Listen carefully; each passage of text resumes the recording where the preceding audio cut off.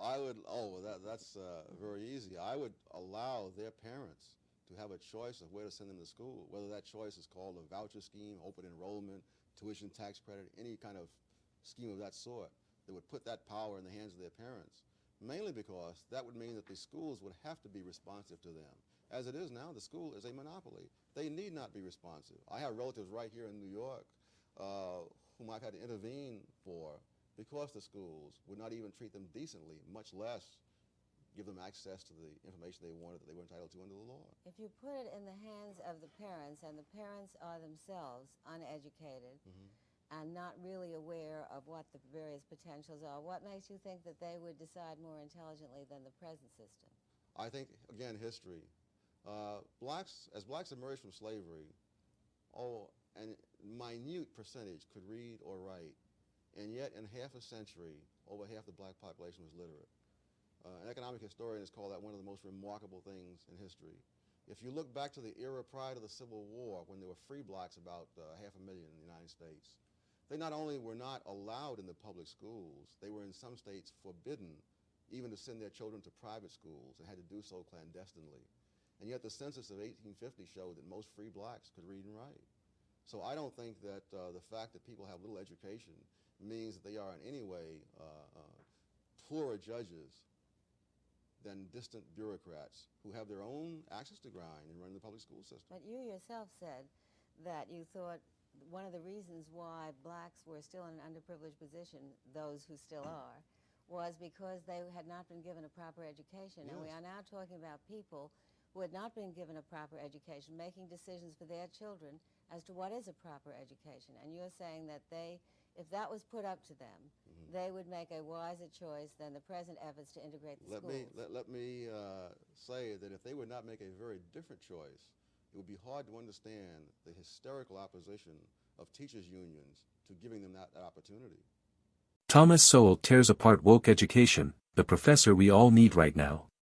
One of Thomas Sowell's criticisms of the modern education system is the lack of emphasis on basic skills. Sowell argues that schools often fail to provide students with the fundamental skills they need to succeed in life, such as the 3 R's, reading, writing, and arithmetic. This lack of emphasis on basic skills is not a new problem, as it has been a concern for many years, dating back to the late 19th and early 20th centuries. W.E.B. Du Bois, an influential African-American intellectual and civil rights leader, is one notable example of a figure who spoke out against the emphasis on basic skills in education. Du Bois believed that educating African Americans solely in basic skills was not enough and that they deserved a more comprehensive education that included the study of the arts, humanities, and sciences. Du Bois argued that this broader education would help African Americans achieve their full potential and play a more meaningful role in society.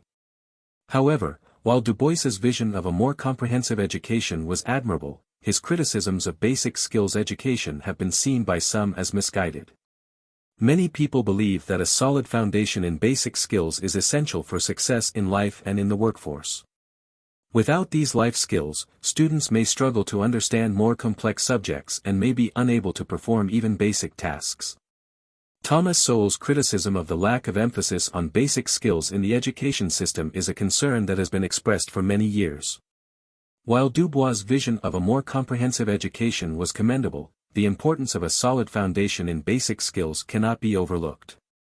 In today's world, it is more important than ever that students receive a quality education that prepares them for the challenges and realities of the workforce and the world at large. Thomas Sowell's biggest criticisms. Ideological bias. Sowell argues that the education system is heavily influenced by political and social ideologies, which often result in students being taught a narrow and partisan view of history, economics, and politics. Lack of emphasis on basic skills. Sowell argues that the education system often fails to provide students with the basic skills they need to succeed in life, such as reading, writing, and arithmetic. Excessive specialization. Sowell believes that the education system encourages students to specialize in narrow areas of study at the expense of a broad-based education. Failure to prepare students for the real world. Sowell argues that the education system often fails to prepare students for the challenges and realities of the workforce and the world at large. Bureaucratization and centralization. Sowell argues that the education system has become bureaucratic and centralized, with decisions about what to teach and how to teach it being made by a small group of bureaucrats and experts, rather than by teachers and students. Inflated grades and credentials. Sowell argues that grades and credentials in the education system are often inflated, which can lead to a false sense of accomplishment and unrealistic expectations among students. Charter schools and their enemies. Thomas Sowell's book, Charter Schools and Their Enemies, is a comprehensive examination of the charter school movement and the opposition it faces. The book explores the history, development, and effectiveness of charter schools, as well as the reasons behind the opposition they face. The main points of Sowell's book include: the promise of charter schools. Sowell argues that charter schools offer a unique opportunity to provide quality education to students who may not have access to it in traditional public schools.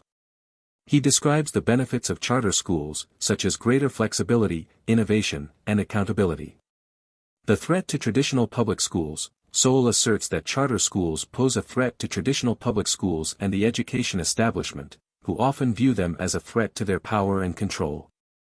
The resistance to charter schools. Sowell describes the opposition to charter schools and the reasons behind it, including the role of teacher unions, politicians, and other interest groups. The evidence for charter schools. Sowell cites research and data to demonstrate the effectiveness of charter schools in providing quality education to students. He argues that the evidence supports the benefits of charter schools and the need for more choice in education. The future of education. Sowell concludes that charter schools are an important part of the future of education and that they have the potential to transform the education system. He calls for greater support for charter schools and for overcoming the opposition they face. Overall, Charter Schools and Their Enemies is a comprehensive examination of the charter school movement and the opposition it faces. Sowell argues that charter schools are an important part of the future of education and that they have the potential to provide quality education to students who may not have access to it in traditional public schools. Sowell and Booker T. Washington vs. W.E.B. Du Bois. Given Thomas Sowell's emphasis on the importance of basic skills in education and Booker T. Washington's emphasis on vocational education and the value of practical experience, it is recommended that the United States education system adopt a balanced approach that incorporates both of their views. By providing students with a strong foundation in basic skills and equipping them with practical and vocational skills, the education system can help students to achieve their full potential and prepare them for success in the workforce and in life. This approach would help to address the current criticisms of the education system, such as the lack of emphasis on reading comprehension skills, the lack of preparation for the real world, and the lack of emphasis on unschooling. By following the views of Sowell and Washington, the education system in the United States can ensure that students receive a well-rounded education that prepares them for the challenges and realities of the world.